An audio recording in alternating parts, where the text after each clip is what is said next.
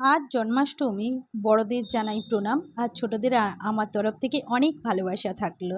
যদিও ভিডিওটা আজকে লেট করেই দিলাম, কারণ এটা আগের দিন দিলে হয়তো ভালোই হতো, বাট সেটা সম্ভব হয়নি আমার ক্ষেত্রে, কারণ অনেকটা দেরি হয়ে গেছে যেহেতু আজকে জন্মাষ্টমী আছে। তাই বাড়ির নাড়ুগোপালের জন্য একটা ছোট্ট দোলনা বানিয়ে ফেললাম। যদিও নাড়ুগোপালের দোলনা ছিল না, তাই তাড়াহুড়ো করেই এটা বানানো, কারণ খুব কম সময়ে এটা সকালবেলাই বানিয়েছি, তাই হয়তো আপলোড করতে আমার দেরি হয়েছে।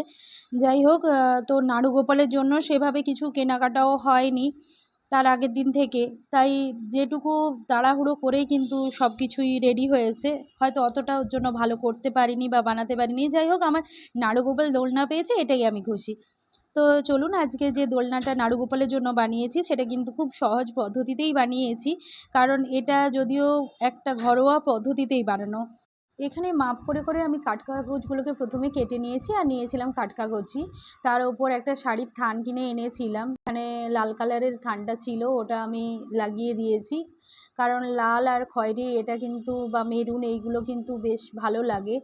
এর জন্যই এখানে আমি লাল কালারের কাঠকাগজের ওপর দিয়ে দিয়েছি আর এগুলোকে সব আঠার সাহায্যে আটকে দিয়েছি। এরপরে আমি খবর কাগজ নিয়ে একটা রাউন্ড শেপ করে করে একটা গোল্ড রাউন্ড করেছি, কারণ চারদিকে আমি দোলনাটা টাঙানোর জন্য এখানে রেডি করে নিয়েছিলাম। গোল্ডেন কালারের লেসগুলো লাগিয়েছি তার চারপাশে। গোল্ডেন কালারের লেসটা দেখতে কিন্তু ভালো লাগে, আর আমার কাছে সেরকম কিছুই ছিল না, এটা রাখির জন্য আমি কিনে এনেছিলাম, সেটা যেটা বেড়েছিল এখানে আমি কিন্তু কাজে লাগিয়ে দিয়েছি।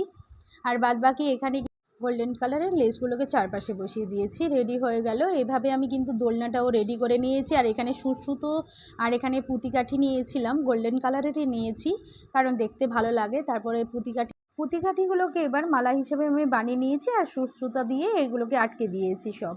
তো এখানে হয়ে গেল, দোলনায় সব রেডি। আর সাইডগুলোতে আমি একটা একটা করে স্টোন লাগিয়ে দিয়েছি। এখানে গোল্ডেন কালারের স্টোনগুলো লাগিয়েছি, আর সাইডে পুঁতিকাঠির কাঠিগুলোকে আমি একটা একটা করে আটকে দিয়েছি।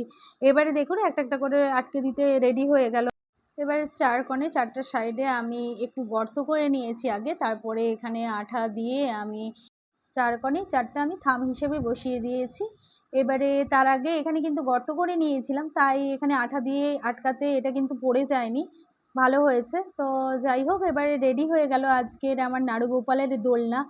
আজকে শর্টকাট পদ্ধতিতে এই নাড়ুগোপালের দোলনাটা আপনাদের কেমন লেগেছে অবশ্যই কিন্তু জানাবেন। যদি ভালো লেগে থাকে অবশ্যই একটা লাইক করে যাবেন। ততক্ষণ সবাই ভালো থাকুন, সুস্থ থাকুন, আর দেখা হবে আপনাদের সঙ্গে নতুন একটা ভিডিও নিয়ে।